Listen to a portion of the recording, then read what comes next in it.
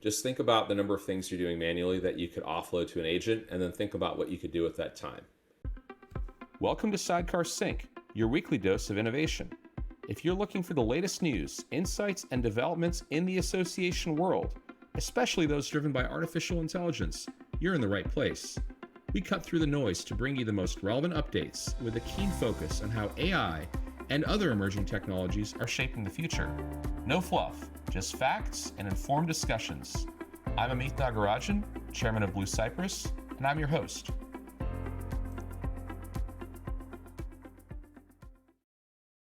Greetings and welcome back to another episode of the Sidecar Sync. It is super fun to be with all of you as always, but particularly this week here in New Orleans where Mallory and I are. It is full Mardi Gras season in action right now. So it is noisy and crazy and loud and super fun here. Before we get going, we'd like to present a brief message about our AI Bootcamp. If you are looking to dive deeper on your AI education in 2024 and beyond, I encourage you to check out Sidecar's AI Bootcamp. With the Bootcamp, you'll get access to flexible, on-demand lessons, and not only that, lessons that we regularly update so you can be sure that you are keeping up with the latest in artificial intelligence. You'll also get access to weekly live office hours with our AI experts, and you get access to a community of fellow AI enthusiasts in the association and greater nonprofit space. You can get the Bootcamp for $399 a year on an annual subscription, and you can also get access for your whole team for one flat rate. If you want more information on Sidecar's AI Bootcamp, go to sidecarglobal.com/bootcamp. As Amith mentioned, we are in full Mardi Gras mode down here in New Orleans, so if you hear any crazy sounds outside of my window, please excuse those. Amith, have you been to any parades so far? Just one, so I'm kind of the Mardi Gras party pooper, but I do enjoy it. I just have been super busy this week.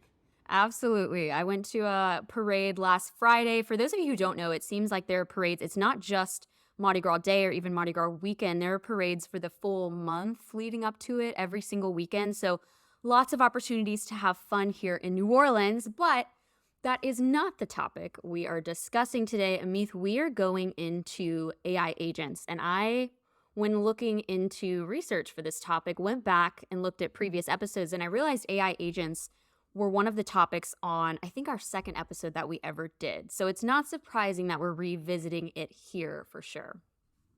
Definitely. AI agents are going to be a big deal, so I'm really excited to share some information this week with our listeners. This week, we got some interesting news from OpenAI that they are working on AI agents, which is not a surprise, but what's more of the surprise is what kind of agents they're working on that might be released quite soon. So today we're focusing the whole podcast on that topic, and we're breaking it down into 3 subtopics. So first, we're going to introduce you to the idea of AI agents, talk about what we mean and what OpenAI is working on currently. Then we'll move into a conversation around the ethical considerations and the user privacy piece of these AI agents. And finally, we'll wrap it up with a discussion around the competitive landscape and the future vision for AI agents. So let's dive into our subtopic 1, introducing you to the idea of these AI agents. OpenAI, as we know, is known for its groundbreaking ChatGPT, but they are shifting gears and pioneering again with the development of AI agents. AI agents are software designed to perform tasks autonomously on behalf of users, mimicking human interactions with digital systems. They can navigate interfaces, execute commands, and manage data across various applications. OpenAI's AI agents are designed not just to perform tasks, but to take control of user devices, automating complex tasks that typically require human interaction. Imagine an AI that can navigate your computer, moving the cursor, clicking links, typing text, and seamlessly transferring data between applications. This is the revolutionary potential of OpenAI's new venture.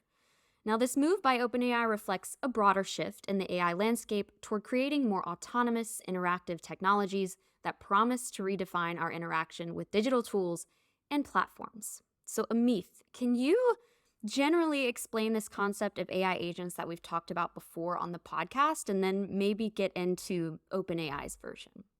Happy to. I think that an agent could be really thought of quite simply, which is it's an AI that can do something.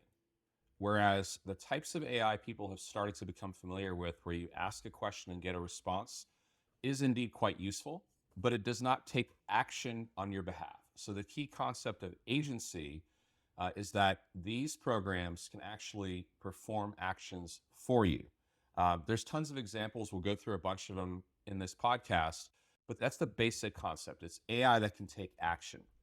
And fundamentally, that represents a really broad array of potential. There are so many ways that an agent can do things for you to simplify your life, make your work easier. So it is an exciting concept. Of course, like with all things in AI, it means that you have to think about it from an offense perspective, where you're excited about all the new things you can do. And you also have to think about defense, where you think about ethics, safety, responsibility, which with agency, there's a whole host of new issues that we can tackle. So, but that's the basic concept, is that an agent can do something for you either entirely autonomously, where it can literally take the idea of a task like, plan a vacation and book it for me. And it'll actually do all the steps for me, including booking a flight, booking a hotel, perhaps some tours, maybe some restaurant reservations, and all of that stuff that, could be completely autonomous, or it can be semi-autonomous, where it comes back, perhaps asks some clarifying questions, and maybe does part of it for you and part of it you do yourself.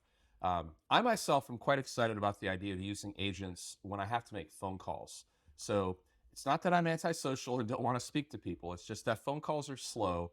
And in the workflow that I'm in, I often would prefer to have somebody else make a phone call on my behalf. And really what I'm looking for there is an agent that is smart enough to be able to interact with a human and to perform a task, like pay for a bill on the phone or something like that. 'Cause there's a lot of smaller vendors I deal with in my personal life, like a gardener or someone like that, that I don't have like an automated interface. So that's purely like my laziness example. But if I can save 5 minutes here and 5 minutes there, it really compounds. So I'm looking forward to that. But I think that agents have much broader implications than these like really small personal life examples, although those things, of course, do stack up.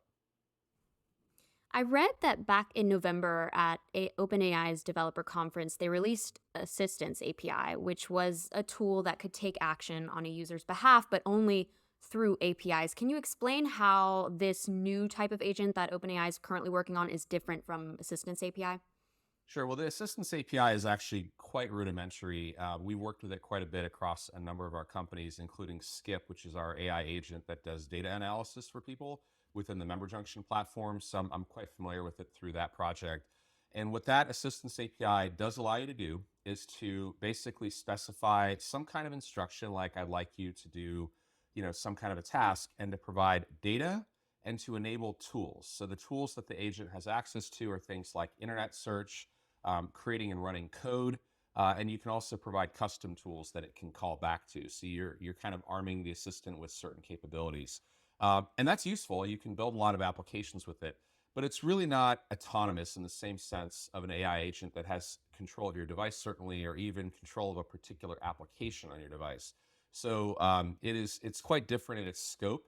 Also, as you pointed out, Mallory, it's only an API, so there's no application built on top of it. Of course, people are building apps on top of that API, and OpenAI is themselves. In comparison, what they're releasing now seems to be, and again, Mallory and I don't have any inside knowledge of OpenAI or early knowledge. We're basically, sharing with you what we're hearing through the media. The information is a great resource that we read a lot that tends to have a scoop on a lot of things that are happening in Silicon Valley. But what appears to be the case is they're releasing a consumer-centered AI agent that can run on your computer, whether it be a Mac or a Windows machine, possibly on a phone. And that's a different story, because then your device, it opens up the potential to do anything with a much broader array of data and a much, wider set of tools. Would you say this is a novel approach, the idea of AI taking control of your device, or is this the route we've probably always expected in terms of AI agents? I think agents are going to appear in lots of different forms. You'll see them take, a computer level agent. I mean, Microsoft essentially said they were doing that with Copilot for Windows, right? So with all the Copilots that Microsoft has released in the last 12 months in particular, it's easy to lose track of the fact that with Windows 11, they introduced a Copilot there, which is somewhat similar to what OpenAI is talking about, but very rudimentary. So I think a computer level agent that can help you use the computer makes a ton of sense. I don't think it's a novel approach in terms of OpenAI building it. I think they're very well positioned to use both frontier models, like the most cutting edge models, as well as their distribution. Because remember, OpenAI has hundreds of millions of users that are out there. So they have a wide distribution and they're seen as a very cutting edge, which of course they are. So they have the opportunity, I think, to penetrate the market in ways few other companies can right now. So it'll be interesting to watch them, even if what they're building isn't necessarily novel. I think it's novel in the sense that there's no one out there doing this at any scale. There are other tools that are out there that attempt to do similar things. But when a company like OpenAI, which we know moves very quickly and is, quite innovative, is doing this, it's worth paying attention to it. I would say we've spent a lot of time within the last year and in the greater media discussing large language models and the competition there between companies, open source, closed source. How do these LLMs fit into the AI agent conversation? Is this the layer that we'll interact with to work with the agent? Like, how does that fit into this greater context? So the language model essentially presents the connection between us as people who communicate in language and technology of any kind. So that's really the key unlock with language models. It's not about ChatGPT specifically, it's not about Google's Gemini. It's about the fact that you can actually communicate with a computer of any type. And a phone, for example, is a good example. It's just another computer, and you can talk to it and you can, basically get responses that make sense. And that is by itself a really interesting thing to just think more deeply about, because up until recently, computers' ability to understand language has been extremely limited. If you think about like Siri and Alexa as the two prevalent examples we've had in our consumer experience in years past, up until really when ChatGPT became, part of the contemporary awareness that's out there, is very limited. You wouldn't even contemplate talking to Siri about anything more than a trivial thing like send a text message or what's the weather or what time's the game, because it was super, super limited. And now all of a sudden, with language models, we've unlocked the ability for technology to interact with us through our natural language. Whereas in all prior time periods, we had to learn the computer's language to get it to do anything meaningful, right? You'd have to have a software engineer who knew how to write code in Python or JavaScript or C++ or whatever the language is. You'd have to translate human thought into computer language, and then the computer language would do what you wanted. But now computers can talk to us in our language. And that's the key and interesting societal unlock, labor unlock, personal life unlock that I think people kind of miss the point of sometimes with LLMs, because LLMs are a productivity tool.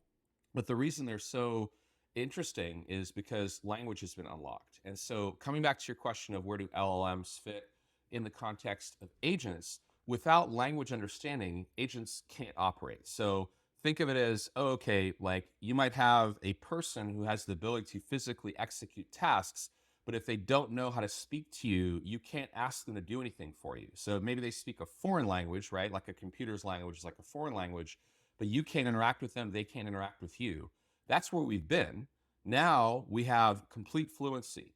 So it's a really interesting time, and the language model is part of the brain of what an agent is. An agent's just a bigger concept because the language model is part of it.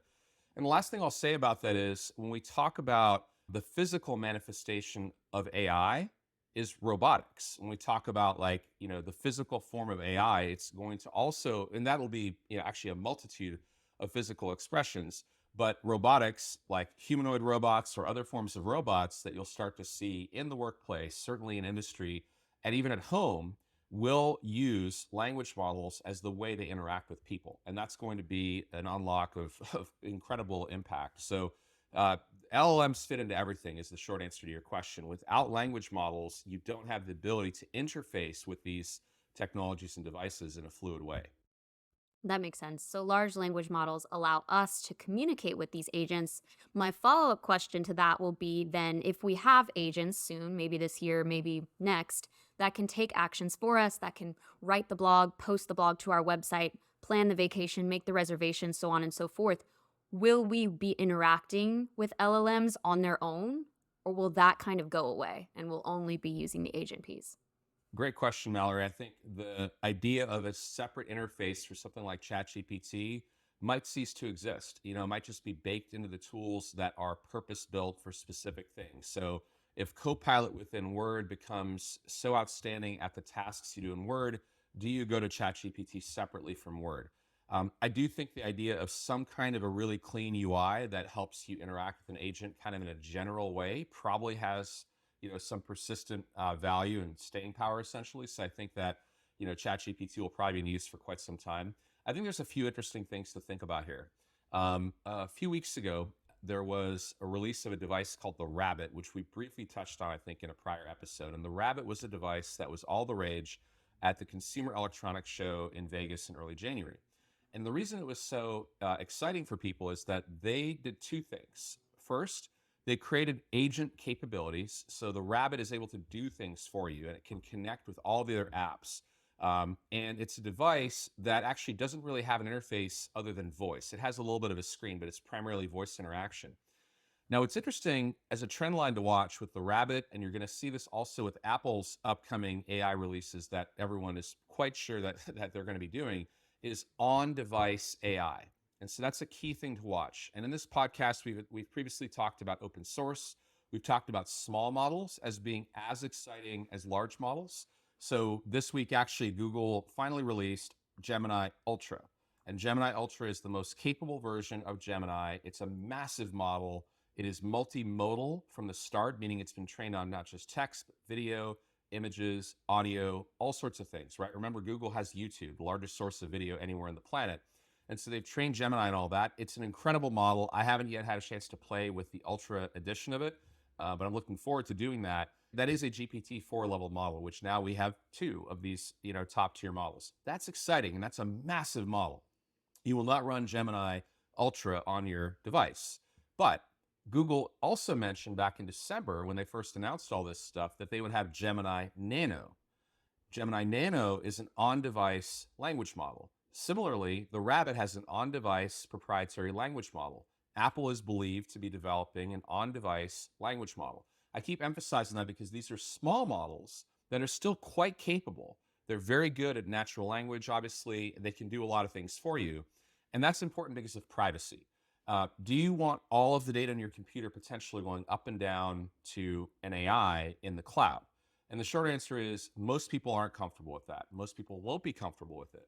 But if that AI ran locally and did all these things for you and never needed an internet connection, now that's interesting because then it's just another program on your computer. So I think that's the thing to watch with agents is how do people package the agent functionality? Will OpenAI's forthcoming agent tool have a local LLM? Because up until recently, most of AI's work is about AGI. It's about frontier models, the biggest, most powerful models you can get to by scaling with more and more compute and data. But they haven't really looked at creating more compact models. So I'm really curious what they're going to do. I sense that there will be a local edition of something coming from OpenAI that will be perhaps a GPT-3.5 class model that you can run on a PC, a Mac, or possibly even a phone. And that might be the engine behind their agent model. I'm purely speculating. I just think that architecturally that would make a lot of sense. And that is a perfect segue into our next subtopic of the day, which is around the ethical considerations and user privacy piece of these computer using agents. This capability, while innovative, raises concerns like those associated with malware, including unauthorized access to sensitive data and the ethical implications of such deep integration into personal and professional spaces. The push toward developing these computer using agents reflects the need for stringent ethical standards and robust privacy safeguards to protect users in this new frontier of AI technology. I am one of those people who really enjoys examples to contextualize the things that we talk about on this podcast, but kind of really in my whole life. So I asked ChatGPT actually to create an example of this type of agent going wrong, and this is what it came up with. Imagine a scenario where an AI agent designed to streamline financial reporting by accessing various documents and software mistakenly interprets a draft document as final. It then proceeds to submit incomplete financial data for an important report, leading to inaccuracies in financial forecasting and potential compliance issues. I think that was a pretty good example on ChatGPT's part. You kind of got into this, but what do you think are the greatest concerns and the greatest obstacles right now to getting agents out there? Well, the safety question is going to be perhaps the greatest obstacle to overcome. With any new technology, there will be the early adopters and there will be people that come along later. And the challenge, of course, is that without early adopters, things never go anywhere, right? And so the adoption curve for any new technology is really, really long. And the more potential impact the technology could have, the more likely it is that you'll have a larger number of early adopters willing to experiment.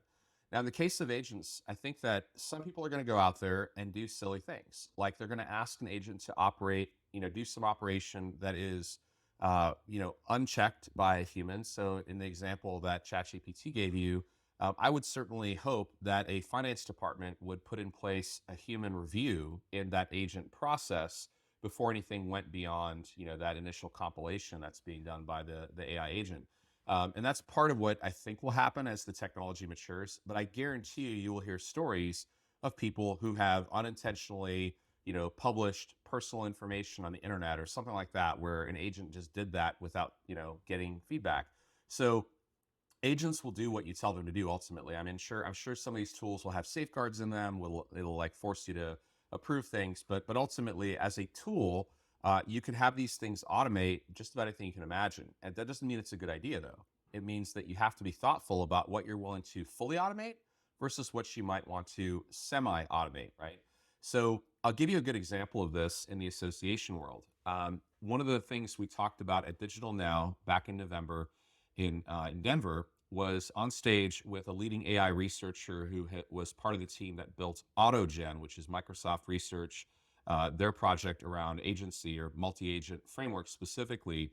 We talked about this use case of managing submissions of abstracts to a conference. So a typical process associations go through is if they have an upcoming conference, they'll say, hey, we'd like to call for speakers. We have people submit essentially proposals for a talk at an upcoming conference. And right now it's a totally manual process. People go through this very labor-intensive cycle of reviewing those abstracts or the submissions essentially, and then grading them or rating them, and then deciding who gets to speak at the event and who does not. And with AI, we can automate a very large portion of that. And we talked about that in detail using AutoGen as the example at Digital Now. The point, though, was that AutoGen and other agent frameworks do allow you to do something called AI plus human, meaning there's this review process you go through. So I think partly what this needs is common sense, honestly, because I like to tell people think of AI as a freshly minted college graduate who is brilliant, but does not necessarily have a lot of real world experience. Would you allow that person to do all that work without someone more senior, someone more experienced checking it? The short answer is I really doubt it, right? But sometimes people don't think like that with technology because technology has this aura of perfection because it's a computer, it has to be right. But that's not the way AI works, which is part of its power and also its risk. So coming back to the idea of a big concern for associations and for people in general is you got to be careful about how much you unleash to these things. So don't necessarily look at it as a full automation solution right away. At least not right away. Go through it stepwise. Take steps forward, experiment, go play with this stuff because it's going to remake the world. But take a little bit of time to learn it and see what it's good at and what it's not. Think of the AI as a partner to you in a way. And if you think of it that way and almost humanize it in that sense, you'll probably have a little bit better decision-making framework for thinking about where it should go full auto versus where you should probably review its results. Amith, you and I talk a good bit about the importance of experimentation. On last week's episode with Sharon, we talked about the importance of experimentation. It seems like it comes up constantly. I can imagine whenever these AI agents are released, there will be people who feel fearful, certainly, of this experimentation piece. I feel like with ChatGPT, you can go in, you can test it, very low risk, very low stakes, get some results, work with those. It seems like when you're talking about putting an agent on your device, it seems a bit more all or nothing. Like either this agent is on my device or it's not. I know we don't have all the answers at this moment, but what do you foresee as a safe way to experiment with an agent that has control of your device? Well, before I would do something like that, I'd make sure I'm getting an agent from a company that I have some experience with or some trust for. So I think OpenAI or Google, Microsoft, someone like that, I'd be a little bit more comfortable just because, quite frankly, those people already have all of your data anyway. So anybody who uses any cloud services, which is all of us, pretty much has our data, in the hands of Apple, in the hands of Microsoft, Google, Amazon, et cetera. Those guys have a lot to lose. So they're going to be focused on safety and security a lot more than probably some random startups. So I'd be very thoughtful about downloading some program from some, rando AI company, as cool as it might sound, and just using it. So that's one thing, and I think that's probably common sense, but maybe not so much when you're dealing with a hot topic where it seems like this is so revolutionary, we should try it out. Experimentation also can mean having a sandbox that you set up where you install it on a computer that any of your employees can go play with, but not a computer that's connected to the internet, not a computer that's connected to real data. That's easy enough to test. Maybe you wouldn't do that at home, but it's pretty easy to do that in an office environment, or even set that up in a virtual machine, meaning a computer that you can connect to through the cloud. So there's ways to do this.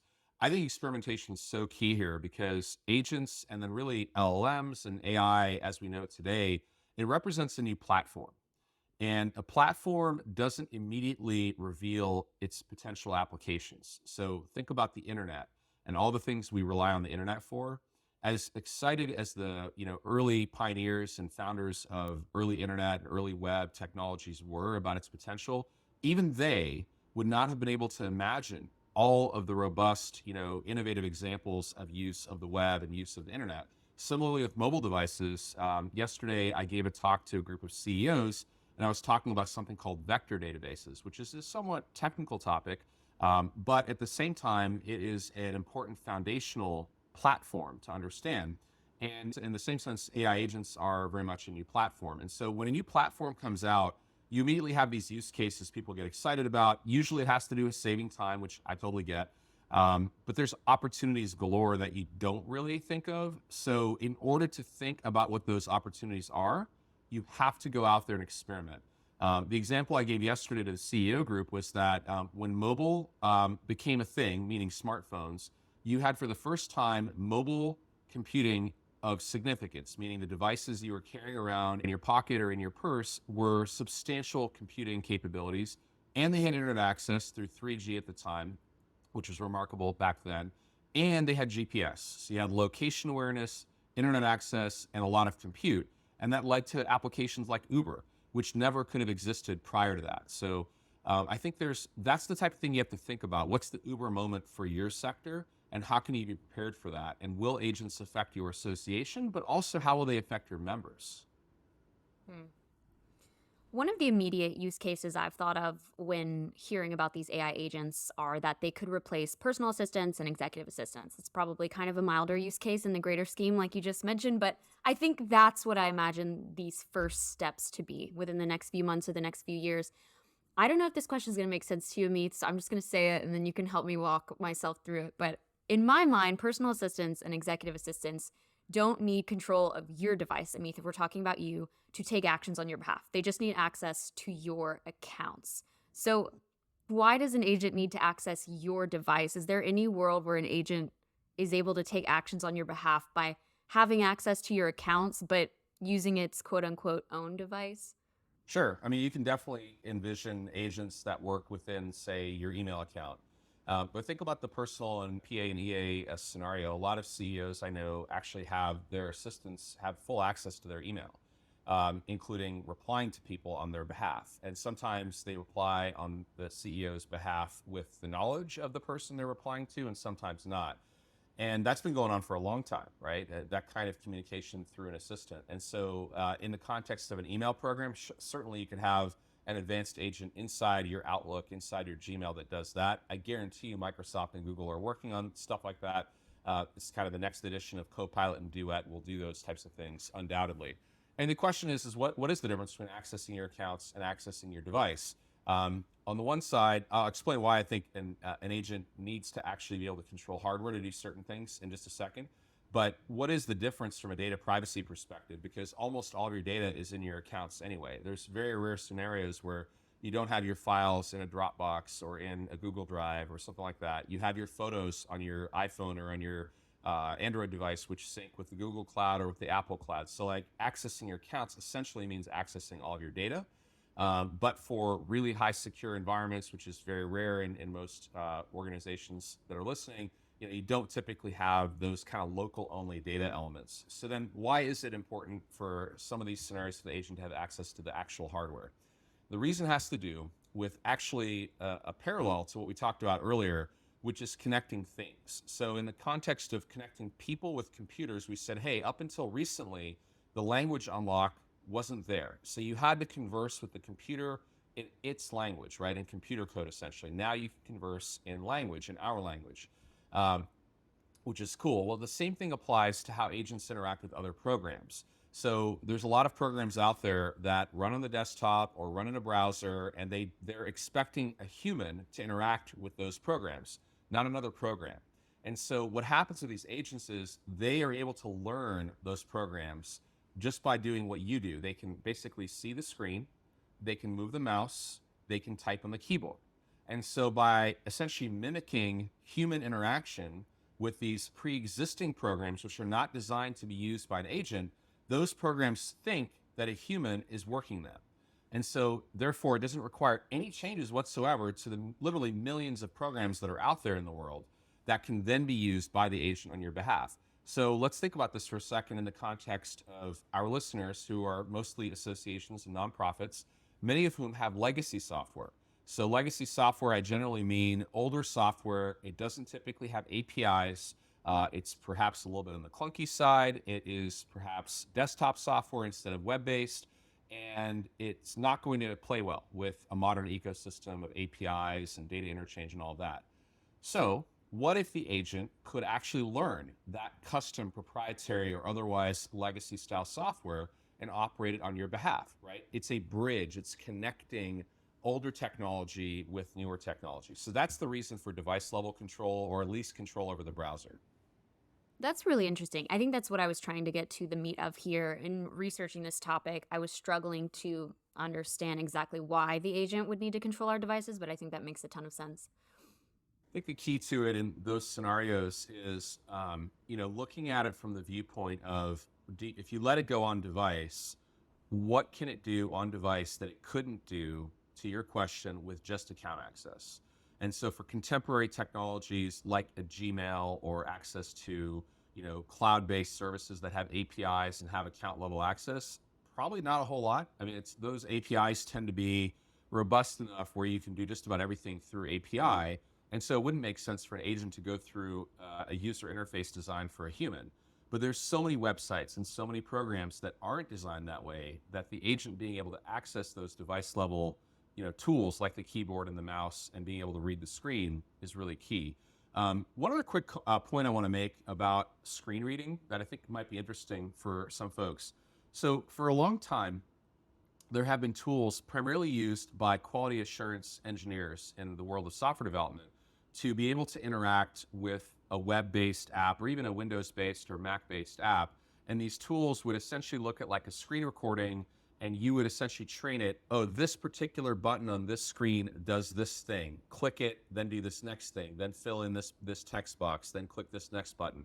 And these so-called automated scripts were actually significant efforts. And a lot of companies would develop these full suites of automated scripts to do regression testing or comprehensive testing on their software, whether it's internal software or external software.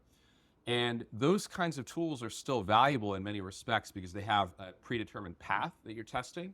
But as we all know, end users are not predetermined in what they do. They just kind of randomly hop around software and do somewhat unexpected things. So agents, I think, are going to be a really interesting tool for software testing, which is exciting. But B, the way these things work is different. You don't have to give them pre-recorded steps. They literally look at the image on your screen and they interpret that image. So we've talked a touch about this in past episodes, but multimodality in these AI systems means they can understand not just text, but also images, video, audio. And so these models like GPT-4 Vision, as well as Gemini, are equally adept at looking at an image and understanding it, as well as looking at text. And so in the context of agents, that means they don't need any pre-training. You can just say, hey, I have this app, it does these things, go figure out how to use it and place an order in my 20-year-old order entry system, and it'll figure it out. Wow.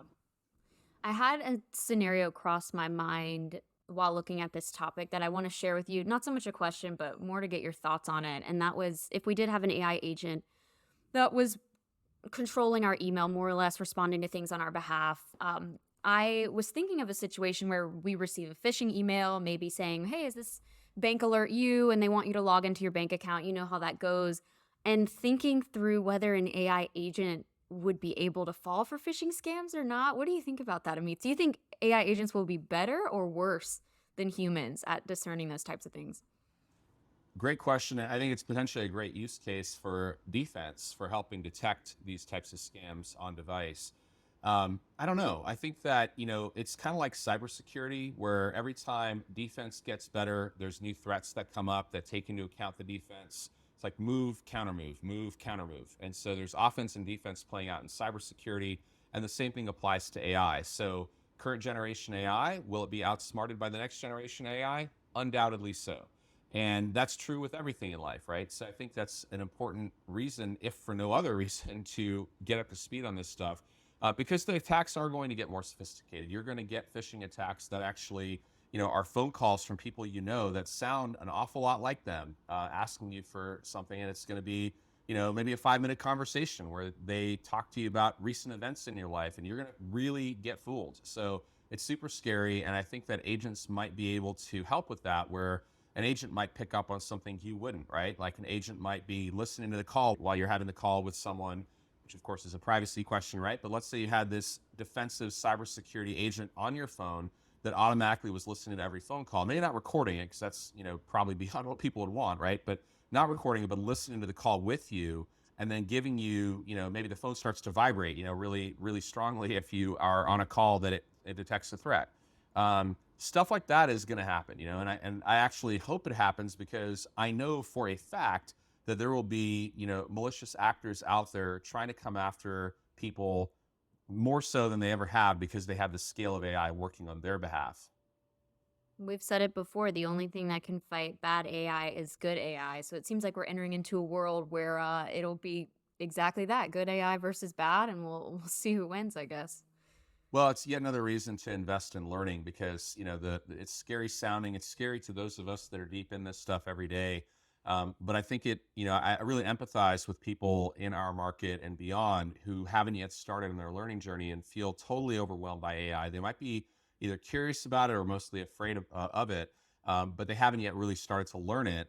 And that's the challenge. Is it feels like a bit of a steep learning curve initially, just to understand this stuff. And I understand that. I think that's probably like very true, that there's some work you have to do to get going. But that's the key to it, is that you have to put a little bit of effort into learning these new technologies every day, every week, every month. Don't try to learn everything overnight. I mean, if you're super excited about it, by all means, there's a ton of resources out there where you can go deep on it.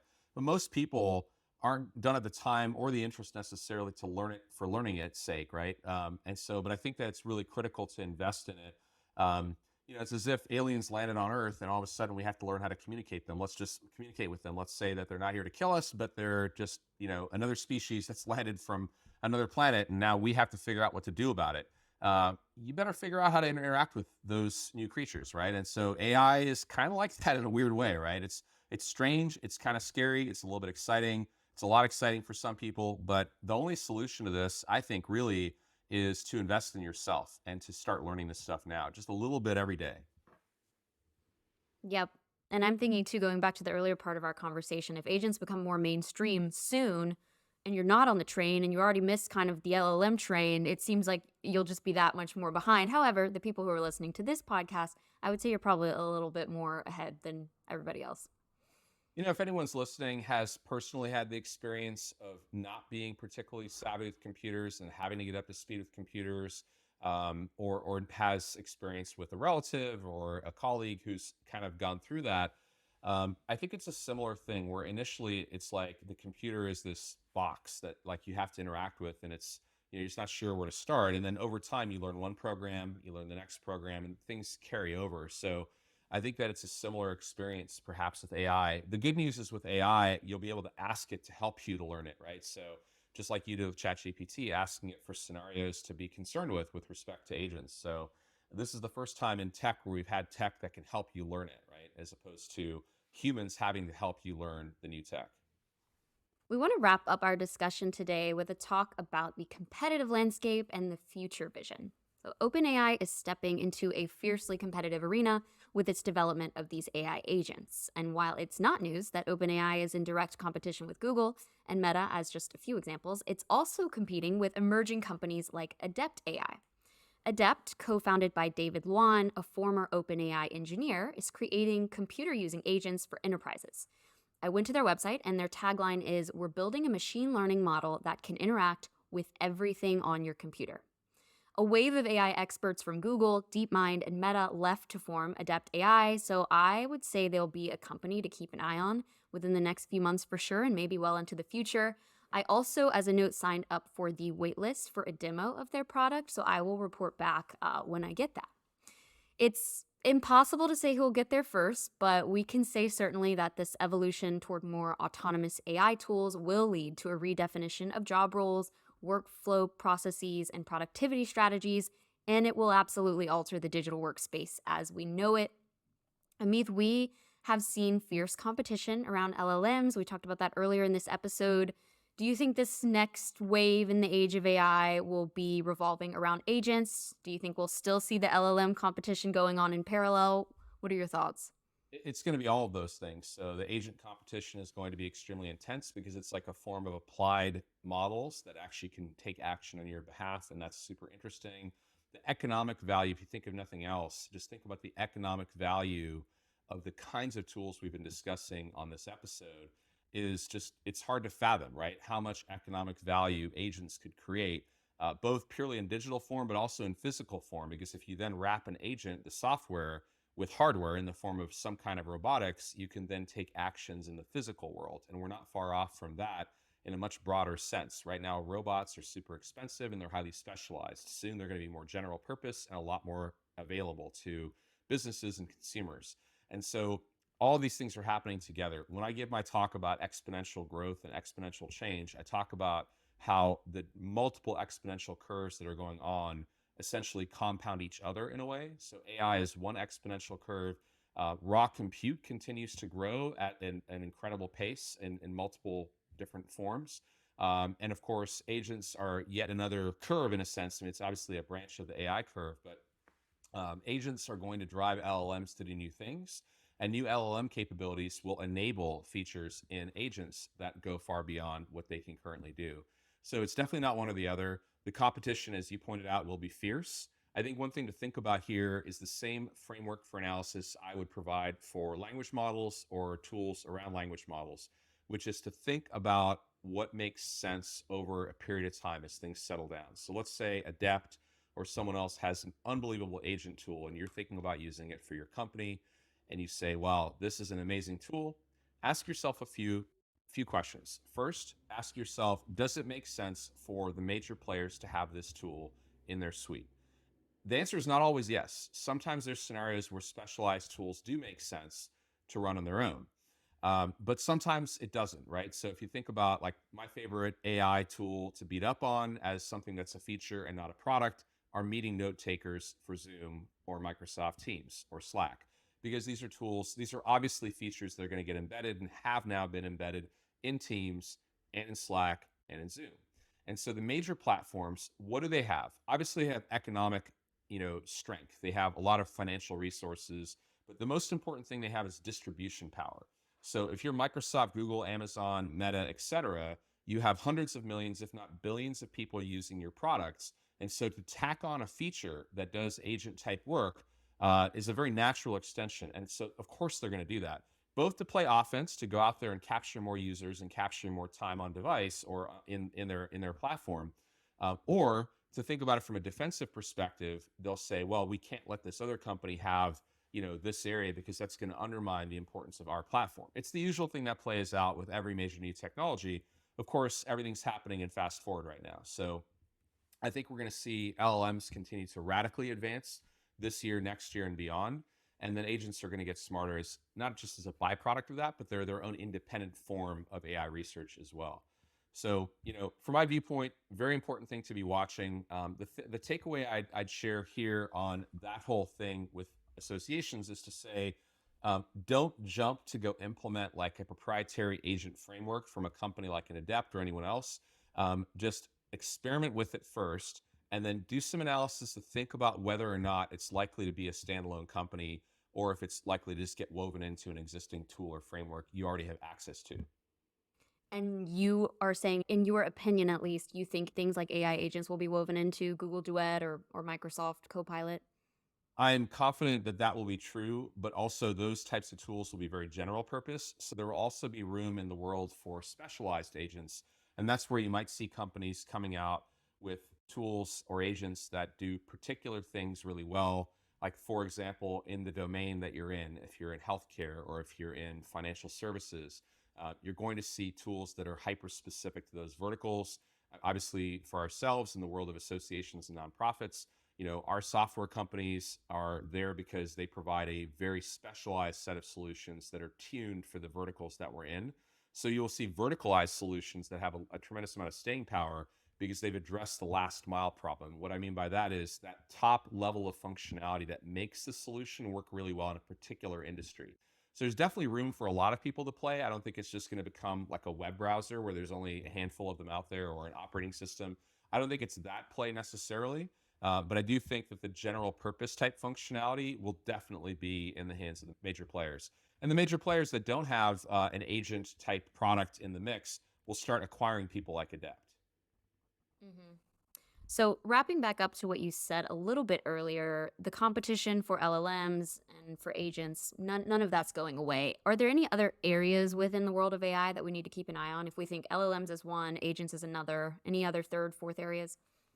Yeah, I think that the thing to watch for is smaller models exploding, where they'll have capabilities that you think of as GPT-4 class problems, meaning at the moment, the current state of the art models. Um, Pretty soon, you'll see that level of functionality available on your phone. And so when you have that local model, then it'll open up a whole bunch of other applications independent of the agent conversation. And I think some people will be caught by surprise because how quickly that will happen. So this year, we're expecting to see Llama 3 from Meta, which is an open source model that probably will have a version of Llama 3 that's small enough to run on device, maybe not on a phone, but certainly on a Mac or a PC. And you'll see more and more of that for more and more companies because the state of the art keeps advancing. And even if what we have today never advances further, it'll become more accessible. So I don't, by the way, I don't believe that it's not going to advance. I think there's tremendous advances in store for us right now, in part because of competition, and the amount of capital being thrown at this opportunity, I think, is unprecedented, even compared to recent technology waves that have been tremendous. So I don't know. I think ultimately what people have to do is just stay tuned in and just pay attention to this stuff, because stuff's going to come out of seemingly left field that when you hear about it, it's like, oh, that totally makes sense. Like a few episodes ago, we talked about Google's DeepMind GNOME project in the material science world. Projects like that that are, again, super specialized, they will keep exploding. And that's going to have a lot of really interesting consequences in a lot of different fields. And the last thing I'll say about competition is, the other news floating around this week is that OpenAI CEO Sam Altman has been out looking at raising a significant amount of money for other ventures around AI, specifically on the hardware side. But we're talking about trillions of dollars that he's looking to raise, not billions. So, back in the 90s and 2000s, people were raising millions or tens of millions, maybe occasionally hundreds of millions for technology ventures. And then now with AI and how hungry they are for compute and energy, talking about raising billions of dollars. And Sam Altman, of course, is raising the bar, saying, "Hey, we have to do more with compute. We have to do more at this scale." So there's word out there that he's looking to raise between $5 and $7 trillion in order to build new foundries for chip fabrication, energy supply, all the stuff that you need to really have orders of magnitude greater compute resources. So, and people are not only listening, he's got people lining up to invest in that type of opportunity. And the reason, if you think about it, is, we have $100+ trillion global annual GDP. So you say, oh, 5 to 7 trillion sounds like a big number. Of course it is. But on a relative basis, compared to the economic impact AGI can have, or artificial general intelligence can have, it's nothing.